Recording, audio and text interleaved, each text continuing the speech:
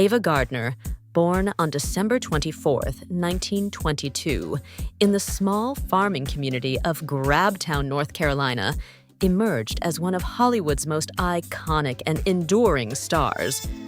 Known for her sultry beauty, fiery spirit, and immense screen presence, Gardner's life was as dramatic and intriguing as many of the roles she played. Gardner was the youngest of 7 children in a family of modest means. Her parents, Jonas Bailey Gardner and Mary Elizabeth Mollie Gardner, were poor tobacco farmers. When the Great Depression hit, the family struggled even more. To seek better opportunities, they relocated to Newport News, Virginia, and later to Rock Ridge, North Carolina. Gardner's childhood was marked by rural simplicity, but she harbored no early dreams of stardom. Her life changed dramatically when her brother-in-law, Larry Tarr, a photographer, took a photograph of her and displayed it in his New York City studio. Ava's youthful beauty was so captivating that it caught the attention of Metro-Goldwyn-Mayer, MGM, talent scouts, leading to a screen test in 1941.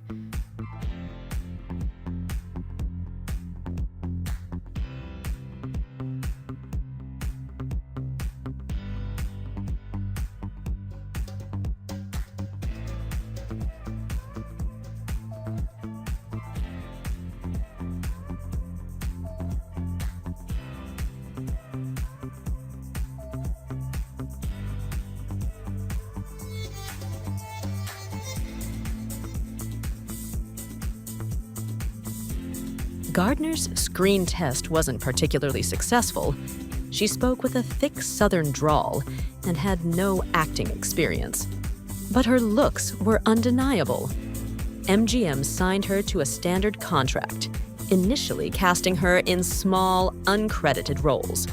For the first few years, she struggled to break into major films, playing bit parts that did little to showcase her talents. She was often cast based solely on her looks, and her acting skills remained undeveloped.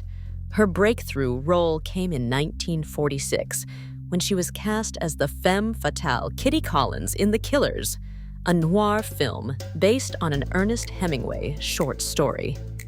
In this film, Gardner's beauty was matched by an alluring, dangerous aura that captivated audiences.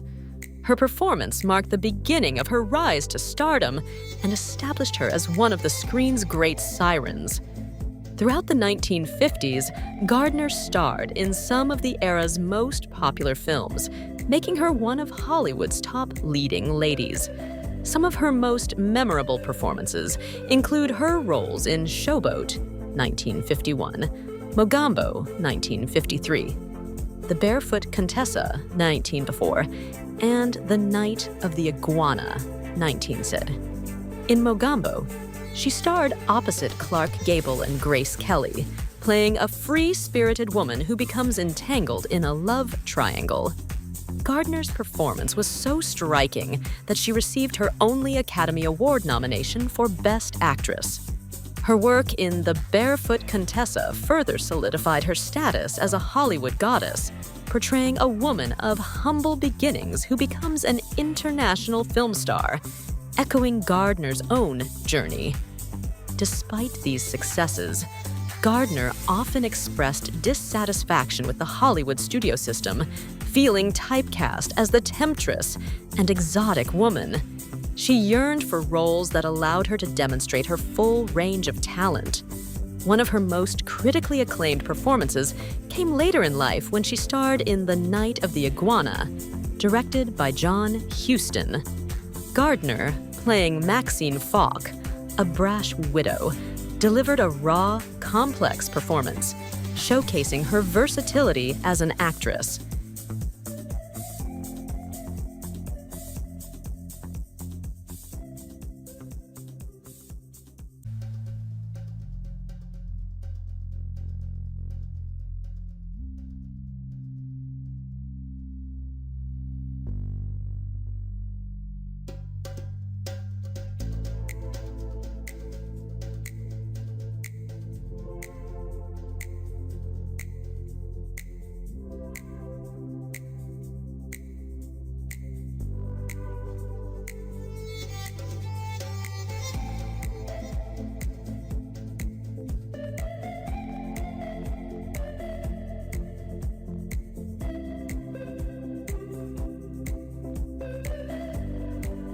Ava Gardner's personal life was just as captivating as her film career. Her 3 high-profile marriages added to her legend. In 1942, she married Mickey Rooney, one of MGM's biggest stars at the time. However, the marriage lasted only a year due to Rooney's infidelity.